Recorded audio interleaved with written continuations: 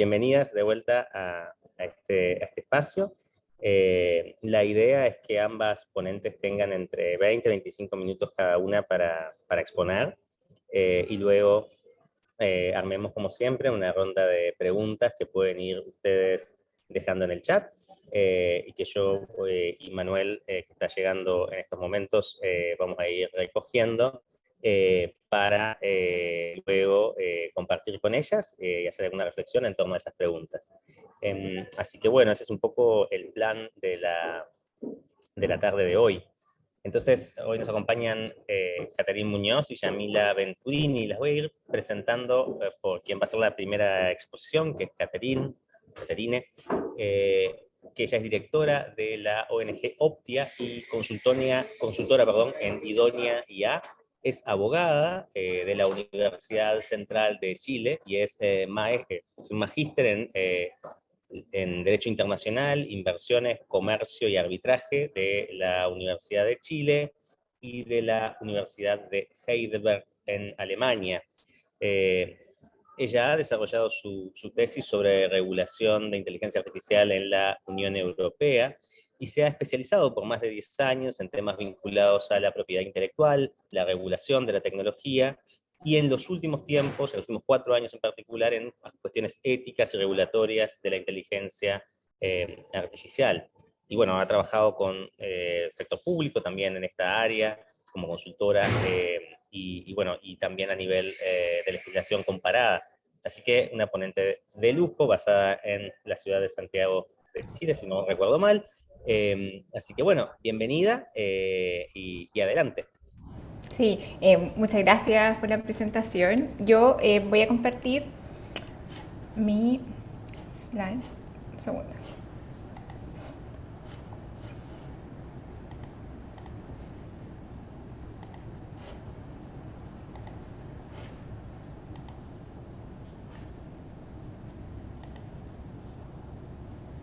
No sé si ven. Vemos perfectamente. ¿Sí? Dame un segundo.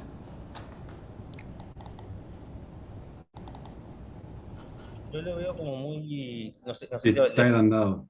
Sí, Sí, se ve un sí. poquitito sumeado, sí. Sí, sí. Dame un segundo, es que tengo que salir. Es que estaba con dos pantallas acá.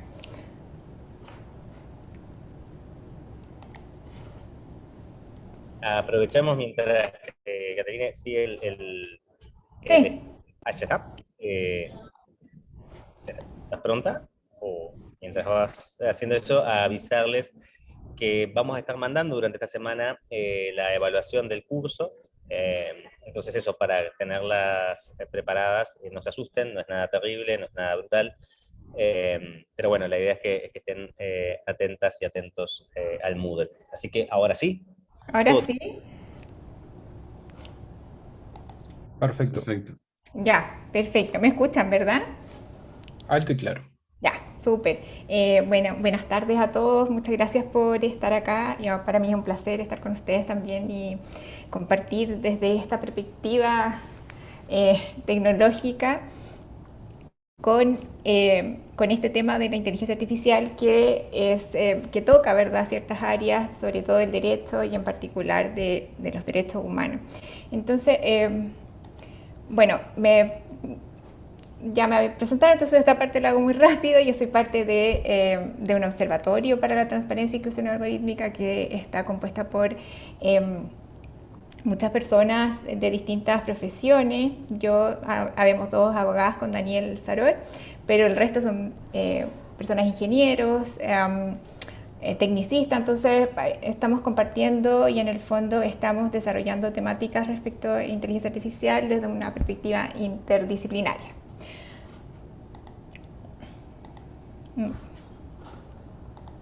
Bueno,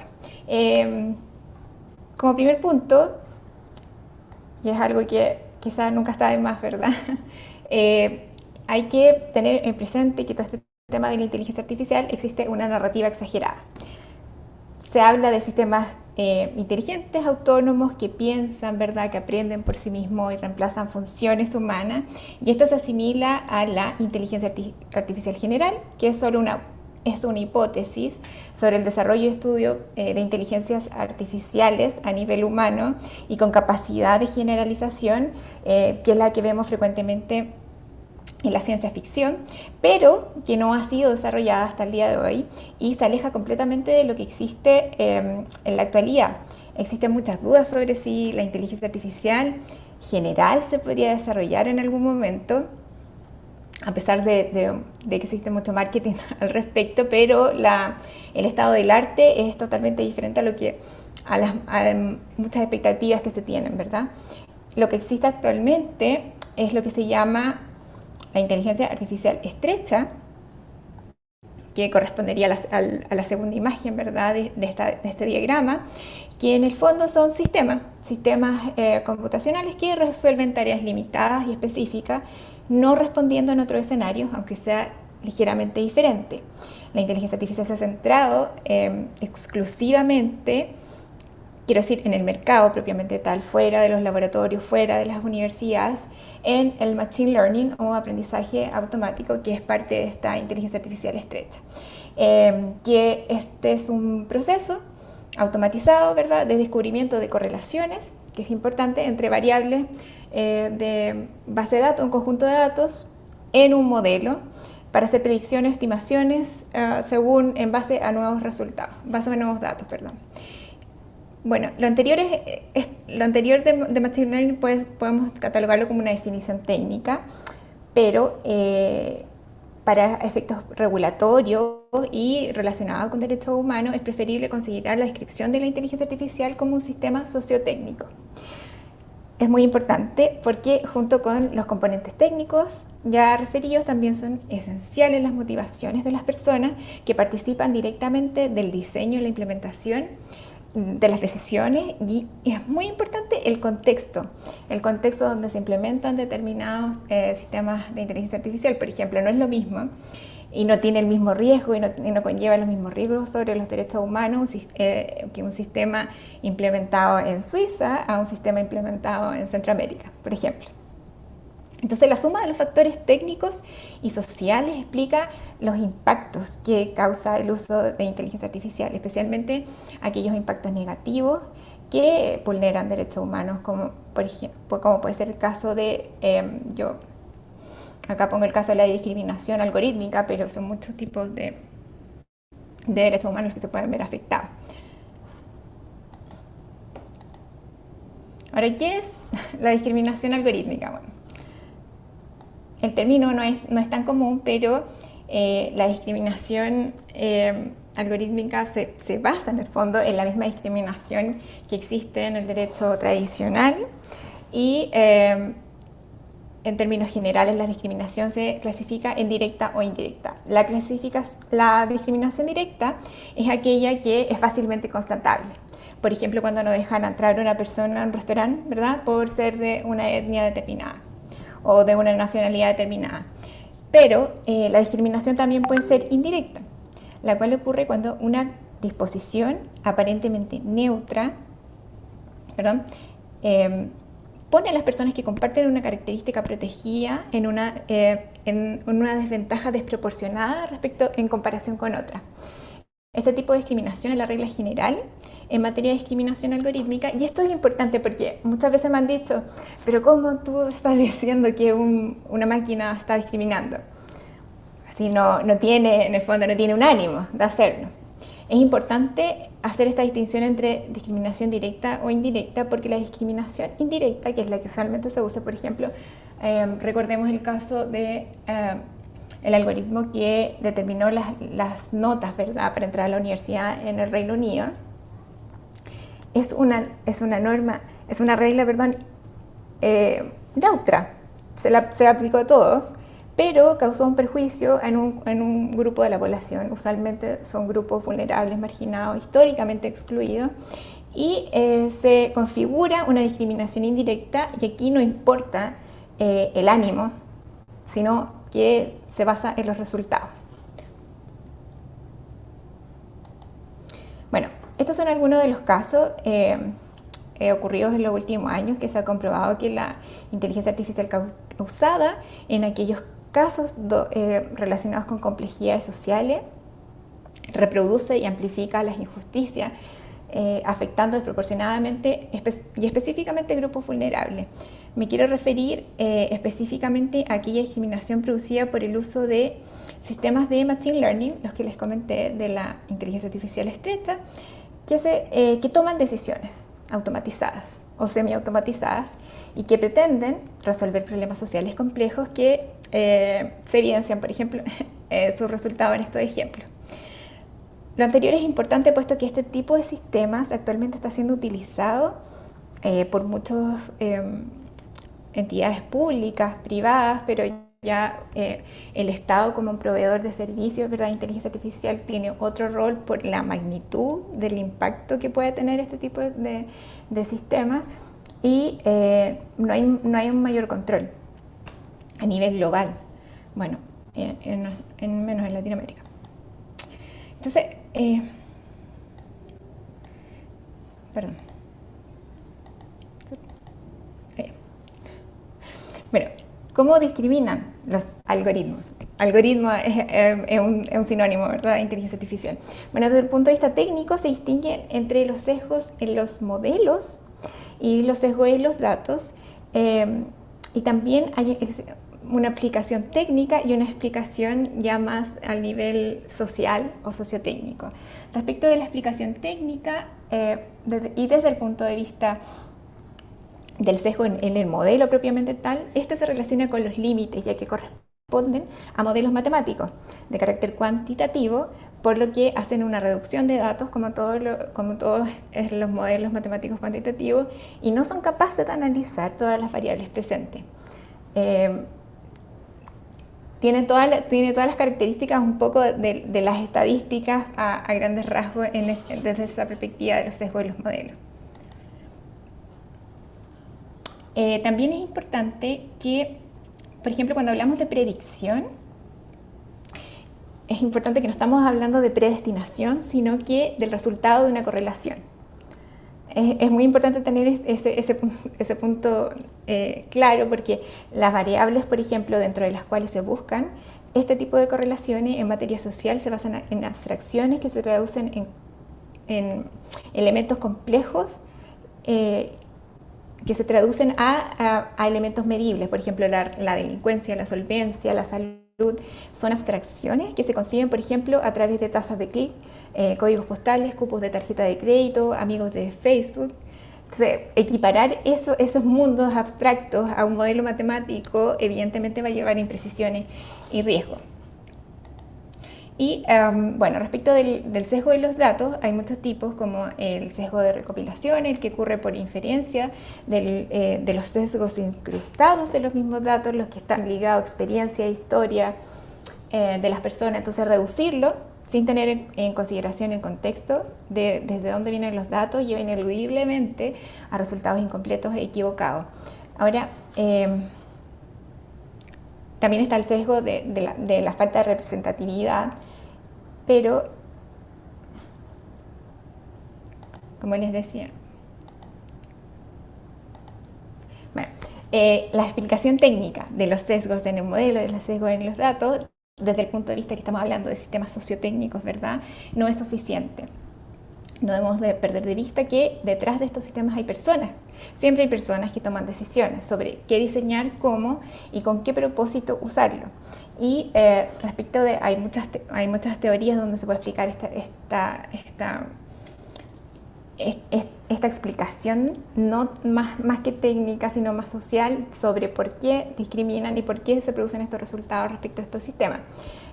Están las perspectivas decoloniales, feministas, interseccionales, que permiten llevar a cabo un análisis social y también político complementario desde un cuestionamiento crítico de lo que se puede catalogar como un impacto de la inteligencia artificial y no meramente el resultado de una tecnología mal implementada, sino que hay decisiones detrás.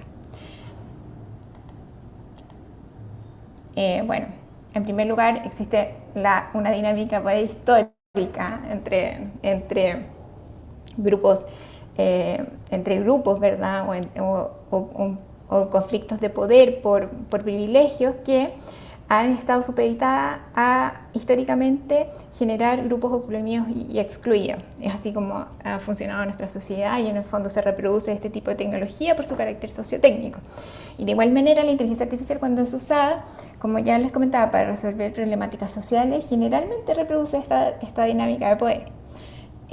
Bueno, se puede explicar desde distintos puntos de vista. El feminismo y la interseccionalidad, permiten cuestionar y apreciar la real magnitud de estas dinámicas y también buscar soluciones ya más macro, o sea, tratando de arreglar la tecnología. Uno puede cuestionarse ya más desde el punto de vista social y cómo nos relacionamos con esta tecnología y cómo nos relacionamos como sociedad. Bueno, también existe un conocimiento situado, por ejemplo, en muchos algoritmos que son usados actualmente y que son la base de muchos sistemas de Machine Learning, como este agrupamiento jerárquico, o cluster, derivan de por ejemplo, este en particular deriva de un modelo de segregación habitacional racista de los años 50 en Estados Unidos y en el fondo tiene claramente un origen determinado y una carga determinada de clasificación y de segregación.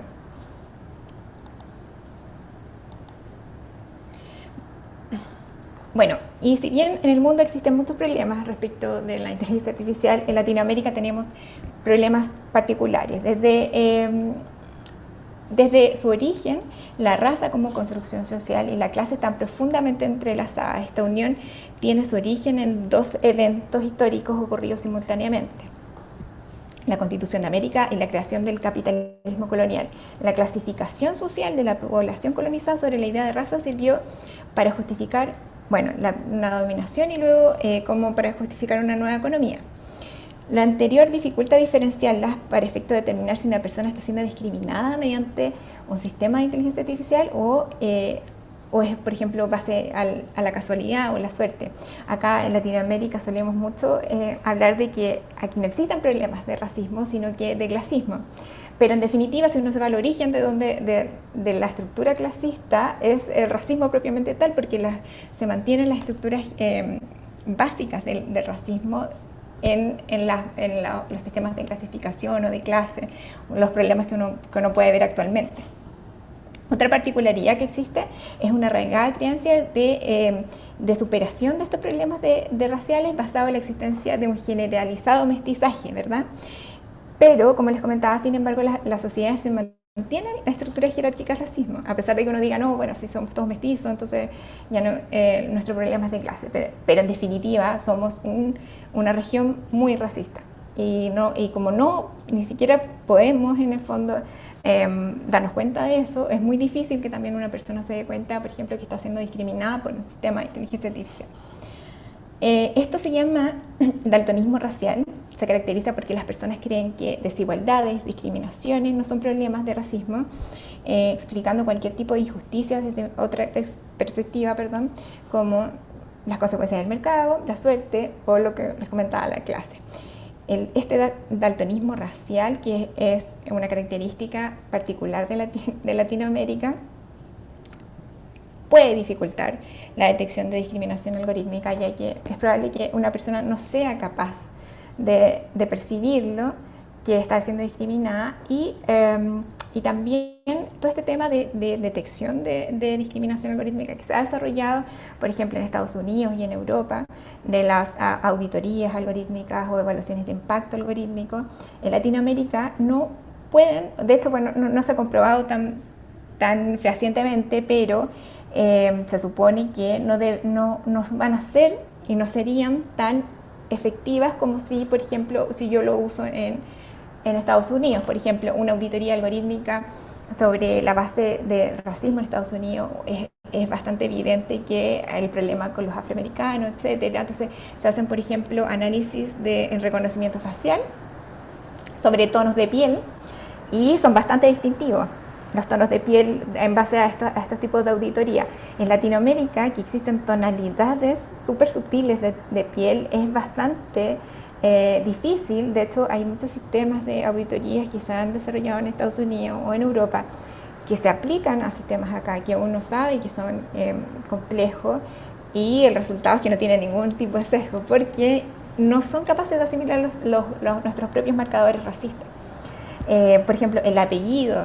El apellido acá es muy importante como un marcador racista desde el colegio que uno estudió, la estatura, el color de pelo, el grosor de pelo en la nariz, etcétera, son marcadores propios de Latinoamérica, y es por eso también que toda esta temática de las auditorías y las evaluaciones de impacto algorítmico se tienen que desarrollar en la región y para la región.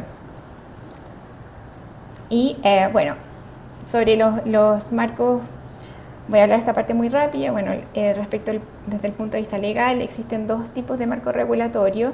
Uno es basado en riesgo, como en la propuesta, yo creo que todos la conocen, de Europa, y la otra es basada en los derechos humanos. La forma de los marcos regulatorios basados en riesgos tienen básicamente dos elementos que tienen que hacer mención específica a los objetos que tienen que regular, y se debe implementar un sistema para evaluar los riesgos y puntuarlos cuantitativa y cualitativamente. Y la puntuación define el riesgo, básicamente. Entonces, este tipo de regulación tiene varias desventajas si se compara con marcos regulatorios basados en normas internacionales sobre derechos humanos. El más evidente es que un sistema de bajo riesgo, como les comentaba, en un contexto europeo, de países desarrollados, ¿verdad?, puede ser de alto riesgo en el contexto del sur de Latinoamérica, por ejemplo, de África, etc. Y no sirve esa clasificación de riesgo porque depende mucho del contexto. Entonces, la regulación basada en derechos humanos permite, ¿verdad?, proponer un marco jurídico centrado en el impacto social, entendida como sistemas sociotécnicos, ¿verdad?, en un marco ampliado, específicamente respecto a las cuestiones más urgentes y problemáticas que guardan relación con precisamente la vulneración de derechos humanos, la democracia y el Estado de Derecho, y asimismo puede proporcionar una referencia sobre principios universalmente aceptados que permiten armonizar normas en el futuro de una normativa más internacional, ¿verdad?, de este tipo de materia. Me estoy pasando en el tiempo, ¿verdad? ¿O no? Como hay justitos, pero sí que sigue un poquito más. Ok, bueno, nada, un poco hablar del marco jurídico, el marco legal regulatorio, cómo se compone básicamente. Bueno, las principales normas son las normas de la Ley de Protección de Datos y la Ley sobre no discriminación, ¿verdad? Es muy importante esta ley de no discriminación porque, les comentaba, tiene que configurar la discriminación indirecta. No basta una legislación de discriminación que solo declare, ¿verdad?, contra la discriminación, sino que tiene que expresamente establecer que existe una acción para la discriminación indirecta, porque esa es la acción que permitiría, por ejemplo, a una persona poder ir a un juicio, ¿verdad?, por discriminación en base a inteligencia artificial, y es lo que han hecho en muchos casos en Europa, que se aplica la normativa de no discriminación europea, y la normativa de protección de datos es complementaria, básicamente. Bueno, y también hay otras normas que son coadyuvantes. Y el nuevo marco, porque si bien debería ser la normativa, y la normativa legal sustantiva debería ser tecnológicamente neutra, no abarca todas las complejidades. Entonces existe un nuevo marco jurídico que se ha sugerido seguir, que tiene que ver básicamente con los sistemas biométricos, ¿verdad?, con la regulación de los sistemas de toma de decisión automatizadas por su impacto, sobre todo cuando se usan en el sistema público, y las armas automatizadas. Dejo acá el reglamento que también se rige en base a riesgo, que es la propuesta europea, que también sería como un nuevo marco jurídico, ¿verdad?, en base a riesgos, pero como les comentaba, no creo que sea muy... Si bien en Europa puede funcionar, porque en definitiva esta es una norma para la económica, para la libre circulación de los bienes, en Latinoamérica se preferiría una regulación basada en derechos humanos. Y eso, ¿sí? Puedo seguir, pero... Buenísimo, perdón, ahí quedamos, pero buenísimo. Esta última parte, ahí hay algunas preguntas que han ido poniendo en el chat y las vamos dando para el cierre ahora, luego de la exposición de Yamila. No sé si quieres algo más para concluir. No, básicamente, lo último acá quizá, que es importante también en este tema de derechos humanos es cómo se podría configurar y desde dónde yo puedo tomar herramientas también para determinar este tipo de discriminación que es indirecta, es desde el principio de igualdad, que tiene que ser interpretado desde una visión colectiva. Ustedes, yo creo que lo han hablado, por ejemplo, de los datos, desde una visión de la protección de datos, desde una visión colectiva. La igualdad también tiene que ser interpretada, desde una visión colectiva, y así en el fondo se determina fácilmente que existen, por ejemplo, discriminaciones estructurales, sociales que discriminan a determinados grupos y que ya tienen un carácter histórico y estructural. Entonces esta perspectiva de igualdad es significativa a la hora de evaluar discriminación en el sistema de algorítmico, ya que califica el hecho de que cualquier trato desigual sobre dicho grupo, mediando o no intención, eso, la intención no es relevante e independiente de cualquier análisis evaluativo, no sería tolerado y por lo tanto debería ser sancionado, puesto que su resultado reproduce y perpetúa las condiciones estructurantes de injusticia social. Esto se llama el principio de igualdad. Eso. Y les dejo unas lecturas recomendadas. Buenísimo, a eso las vamos a subir al Moodle. Te agradecemos muchísimo. Y bueno, voy a dar paso entonces a nuestra colega Yamila Venturini. Yamila es la codirectora ejecutiva de la organización Derechos Digitales. Yamila previamente fue coordinadora regional de esta organización y su trabajo siempre ha estado relacionado con el impacto de las tecnologías en materia de libertad de expresión, privacidad y protección de datos, y también su interacción o su relación con el ejercicio de otros derechos fundamentales. Yamila es periodista de la Universidad de San Pablo, donde estudió, y también tiene una maestría en ciencias sociales con orientación hacia la educación de Flaxo Argentina.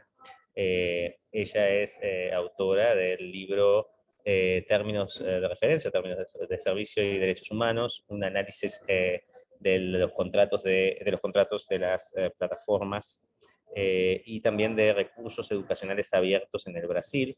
Y también Yamila es miembro de la Red Latinoamericana sobre Estudios de Vigilancia, Tecnología y Sociedad, una de las redes pioneras en materia de este tipo de estudios, se llama TAVITS, y también del colectivo Intervoces. Yamila es originalmente de Brasil, pero van a ver lo fluido de su español en esta conversación.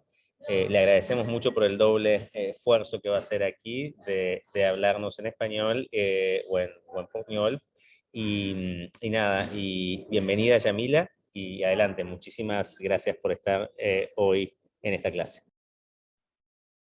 Muchas gracias, Fabricio, por la introducción y también ya por pedir mis disculpas por el portuñol que a veces me sale, y también comentar que una parte de mi presentación la voy a leer porque me facilita un poquito este tipo de presentación. Espero que no se sienta muy aburrido. Voy a hacer lo máximo para que sea lo más fluido posible y lo más breve posible también, para que podamos aprovechar la discusión y también dar cuenta de algunas de estas preguntas muy interesantes que ya vienen en el chat. Ustedes ven mi pantalla, supongo, ahora. Si se ve, ¿cierto, Fabricio? Gracias. Preparo un poquito más acá. Bueno, es un gusto enorme participar en esta conversación, compartiendo algunas de las reflexiones a partir del trabajo que venimos desarrollando en derechos digitales, que, como mencionaba Fabricio en la introducción, es una organización que hace ya más de 15 años viene trabajando por los derechos humanos en los contextos tecnológicos en América Latina, y que hace algunos años ya se viene dedicando intensamente a desarrollar evidencias y recomendaciones sobre el uso de tecnologías de inteligencia artificial en la región. Agradezco muchísimo también la oportunidad de compartir esta clase con Catherine, de quien ya pude aprender muchísimo, y creo que vamos a poder hacer una buena combinación de impresiones, de una perspectiva complementaria sobre cómo entendemos esa temática. Yamila, perdón. Hoy yo quiero que- hablar un poquito del contexto de implementación de inteligencia artificial en el sector público en América Latina, sus principales tendencias, nuestras preocupaciones con relación al cumplimiento, con los compromisos y obligaciones que los países asumen en relación a los derechos humanos, tanto a nivel internacional como también a nivel nacional, y algunas reflexiones y recomendaciones de mejores prácticas para inspirar nuestra conversación después. Yo me baso, como decía antes, ampliamente en los hallazgos de una investigación llamada Inteligencia Artificial e Inclusión, que incluye 6 estudios de caso de uso de inteligencia artificial en el sector público en 4 países de América Latina. Ellos fueron realizados en conjunto con organizaciones investigadoras aliadas en Brasil, Chile, Colombia y Uruguay, y analizan implementaciones de inteligencia artificial en las áreas de asistencia social, empleo, infancia, justicia, salud y seguridad pública. Yo voy a dejar todas las referencias, así como también estará disponible esta presentación para quienes quieran profundizarse en las temáticas que voy a tratar. Y como decía, voy a tratar de ser lo más breve posible para dar cuenta de que tengamos tiempo para conversar un poquito al final. Yamila, perdón. Con relación al contexto regional, quisiera resaltar 2 puntos que me parecen muy importantes, y creo que Catherine también los ha explorado en su presentación. El primero es que América Latina sigue siendo la región más desigual del mundo, según la CEPAL, y eso se comprueba no solo con un análisis de los indicadores socioeconómicos o de calidad de vida tradicionales, pero también se refleja en las condiciones de conectividad que tienen las distintas poblaciones de los países, ¿no? Obviamente eso fue algo que se hizo muy evidente durante la pandemia en la región y que también agudizó desigualdades preexistentes, como vamos a seguir hablando durante esta conversación. Pero me parece importante considerar que cuando hablamos de brechas digitales, no nos referimos solamente a conectividad. Las brechas digitales también se refieren a la calidad del acceso a Internet, al acceso a dispositivos que sean adecuados para el uso pleno y seguro de la red en todas sus potencialidades y las capacidades para un uso efectivamente seguro y significativo de esa misma red. El segundo punto de contexto que quisiera traer para la conversación hoy es que las desigualdades también son geopolíticas, y para no extenderme mucho en explorar las relacionadas a las dinámicas de poder norte-sur, que creo que Catherine también las abordó, me gustaría enfatizar que las desigualdades a nivel regional se reflejan también en las condiciones y el estado de la digitalización de los servicios públicos en los distintos países de la región. Nuevamente, algo que la pandemia expuso en términos de los distintos desafíos que se encontraban en cada país para monitorear y controlar el avance de del mismo virus, ¿no? El contexto regional en materia de digitalización del Estado es marcado por la persistencia de procesos en papel o precariamente digitalizados, y también por una variedad de sistemas y formatos que dificultan mucho la interoperabilidad de datos. Frente a ese contexto, adoptar medidas tanto para incluir las poblaciones que han sido históricamente marginadas y excluidas, como para ofrecer mayor eficiencia a los servicios públicos, se muestra como urgente en la región. Sin embargo, dar cuenta de esos desafíos es una tarea larga e intensa y va mucho más allá de una cuestión que pueda solucionarse solamente desde un abordaje jurídico, económico o técnico. Además, la retórica de la inclusión y de la eficiencia jamás pueden ser utilizadas para avanzar sobre derechos de las personas, como yo voy a explorar un poquito más adelante. Me parece que esa es una base inicial para esta conversación. En términos de las tendencias, en un contexto de digitalización diversa y muchas veces precarias, aún así vemos al menos 3 tendencias crecientes cuando se trata de implementación de tecnologías en el sector público. Una tiene que ver con la digitalización en las interrelaciones entre el Estado y la ciudadanía, que se refleja, por ejemplo, en la mediación de aplicaciones de celular o páginas web para el acceso a distintos tipos de servicios del Estado o derechos fundamentales, como la asistencia social o los derechos laborales. También vemos el uso de tecnologías de vigilancia para el control de acceso a espacios o derechos fundamentales como la alimentación, educación, salud, entre varios otros. Me imagino que ustedes también se habrán encontrado con eso, bajo justificativas de agilidad, combate al fraude, etc. Es el caso, por ejemplo, del uso de tecnologías biométricas como de reconocimiento facial, que han sido ya implementadas en nuestra región en sistemas de transporte, escuelas y universidades, y también se ha hecho más común en la pandemia. Y la tercera tendencia general sobre uso de tecnologías en el sector público en la región tiene que ver con procesos de automación en la toma de decisiones, por ejemplo, para identificar qué familias deberían ser priorizadas en políticas de asistencia social o deberían sufrir algún tipo de intervención estatal. Como yo mencionaba, a partir de los casos de estudio que hicimos con derechos digitales, vemos que hay algunas prácticas que son comunes y preocupantes y que las voy a resaltar enseguida. En todo caso, las tres tendencias que yo mencioné anteriormente tocan el tema que nos reúne hoy. Por un lado, muchas de las aplicaciones que hoy median la relación entre Estado y ciudadanía incluyen elementos de automación no siempre transparentes a las personas. Ese es el caso de la política de auxilio emergencial implementada en Brasil para ofrecer justamente apoyo financiero urgente durante la pandemia de COVID-19 en 2020 y 2021. Una investigación que apoyamos identificó que la decisión sobre quién sería o no elegible a participar en el programa quedó a cargo de un sistema algorítmico que no contaba con ningún tipo de revisión humana y tampoco con mecanismos de disputa a nivel administrativo, lo que terminó sobrecargando el sistema judicial, dado que hubo una serie de errores que no pudieran ser debidamente atendidos a nivel administrativo, como yo decía. Y ahí cabe enfatizar que la decisión afectaba el acceso a un derecho fundamental en un periodo extremadamente crítico y aún así no fue considerada la necesidad de revisión humana, lo que resultó en un sinnúmero de errores. El estudio identifica al menos 4 formas de exclusión: la ausencia de documentación, la brecha digital que impidió que algunas personas pudieran acceder al sistema y lo más atingente a lo que es el aspecto de automación, la ausencia de datos y errores cadastrales que afectaban la base de datos. Entonces, eso para decir que esas aplicaciones muchas veces ocultan procesos automatizados por detrás y eso hacen con que sean relevantes para esta conversación de hoy. Del mismo modo, la vigilancia biométrica como el reconocimiento facial puede incorporar sistemas automatizados y machine learning, como mencionaba Catherine también.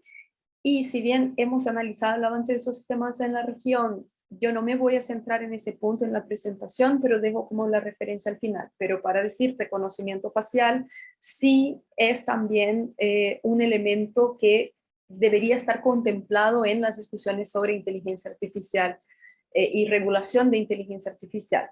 No me voy a extender tampoco en las discusiones alrededor del concepto de inteligencia artificial, pero en línea con lo que traía Catherine al principio, me parece importante resaltar que una definición acotada de inteligencia artificial que se centre, por ejemplo, en la presencia de machine learning o deep learning, no da cuenta de una serie de implementaciones de sistemas automatizados que traen muchas preocupaciones en relación a la opacidad que implican en la interacción gobierno-ciudadanía, la potencial afectación a derechos fundamentales y los impactos que pueden traer en términos del incremento de desigualdades preexistentes. Y ese es un punto clave cuando pensamos la regulación.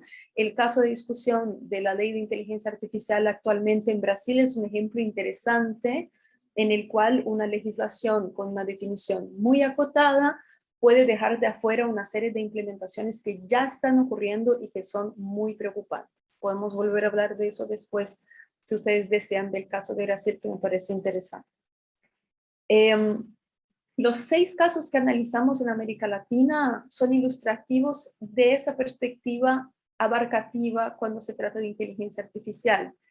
Más que tener autonomía, independencia o incluso una inteligencia, Esos sistemas en muchos casos sirven para facilitar la decisión humana, asistir la decisión humana a partir del procesamiento y de la clasificación de grandes cantidades de datos distribuidas en distintas bases de datos, normalmente públicas en ese caso que yo estoy, en esos casos que estamos analizando acá. Algunas características adicionales de esas implementaciones. En primer lugar, se trata en gran medida de desarrollos administrativos, o sea, no pasan por una discusión legislativa amplia. Muchas veces nacen de interacciones directas entre miembros de gobiernos y agentes privados, o sea, se trata de iniciativas híbridas en las cuales predominan acuerdos público-privados. La mayoría de los casos tienen algún elemento de acuerdos públicos-privados.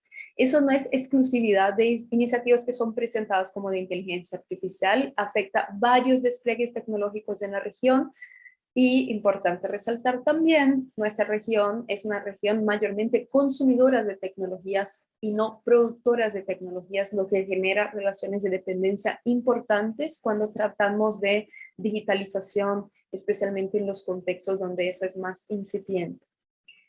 Más que una ausencia de discusión ampliada y legislativa sobre la implementación de estos sistemas, vemos que muchas veces hay unas relaciones estrechas entre agentes públicos y privados que generan dudas sobre la exención en la toma de decisiones. Observamos, por ejemplo, presencia en documentos oficiales de extractos integrales de comunicados de prensa de grandes empresas de tecnologías. Eso pasó en el caso del Sistema Nacional de Empleo en Brasil que analizamos y que fue implementado en alianza con Microsoft. Las alianzas público-privadas, quiero aprovechar para traer eso a discusión desde ya, requieren muchos cuidados en relación al tratamiento de datos. No solo pueden generar relaciones de dependencia, como yo mencionaba, entonces hay una alianza hoy que luego en unas ciertas condiciones, luego se cambian las condiciones, se cambian los términos y el Estado ya queda atrapado en cierto tipo de acuerdo. Y por otro lado también implican una complejidad en términos de los actores con distintos grados de acceso a datos personales, muchas veces detenidos por el sector público, lo que genera riesgos de abusos y fallas de seguridad. Otra característica que vemos es, hay una ausencia de estudios técnicos que avalen la implementación de esas tecnologías en general, ausencia de instancias de participación pública en la toma de decisiones y ni hablar de participación pública por parte de las personas que potencialmente serán más afectadas por esos sistemas o por esas soluciones, entre comillas. Eso se suma a la ausencia de mecanismos de rendición de cuentas, de control ciudadano, ausencia de auditorías, evaluación periódica, la ausencia de análisis de impacto previas a los derechos humanos, y etc. Cuando tratamos de acceso a la información, un tema que yo sé que es de especial interés de Hilda, las obligaciones de transparencia activa son escasas, y cuando se trata de transparencia pasiva, si bien todos los 4 países donde habían esas implementaciones tienen leyes de acceso a la información, encontramos importantes barreras de que sea efectivado. Acá hay una cita de un texto que me parece muy interesante, que llama la atención justamente a la necesidad de regular el uso de sistemas automatizados por parte del Estado, de sistemas tecnológicos, si se quiere aún ser más amplio por parte del Estado, que yo voy a compartir con ustedes después por el chat. Pero muchas de las limitaciones y preocupaciones que vemos en relación al uso de esas tecnologías por el Estado tienen que ver con una tensión entre un Estado que gobierna los algoritmos, o sea, el que regula los algoritmos, y un Estado que gobierna por medio de algoritmos. Nuestros estudios de caso muestran que no se trata de polos opuestos, como vemos, pero persisten unos desafíos regulatorios en términos de capacidad de monitoreo, fiscalización, de los sistemas utilizados por el sector público. Muy concretamente, observamos que hay países que, bueno, todos los países cuentan con sus leyes de protección de datos, pero no siempre hay una capacidad de supervisión por parte de una autoridad con la independencia suficiente para revisar qué pasa con las implementaciones del Estado. Eso es una cosa. Observamos también que hay muchas excepciones en relación al consentimiento cuando se trata del procesamiento de datos por el Estado, que un punto, y estoy segura que Catherine me puede complementar brillantemente en eso, esas excepciones al consentimiento, si bien pueden ser justificables cuando se tratan de la implementación de políticas públicas, podemos pensar varios casos en que sea así, en estos casos de usos derivados de datos que fueran recolectados para otros fines, dejan a las personas desprotegidas frente al uso de su información por terceros para fines que les son desconocidos. No sé si ustedes lo vieron hoy, salió una investigación de Human Rights Watch hablando justamente sobre la transmisión, la transferencia de información recolectada de niños, niñas y adolescentes por aplicaciones educativas durante la pandemia a una serie de organizaciones, de empresas, de entes desconocidos por esas mismas personas, por las mismas sujetas de datos en ese caso, ¿no? Entonces ahí hay transferencia a Google, Facebook y varios otros que se identificó por medio de análisis de tráfico de datos y era una operación casi invisible a los usuarios.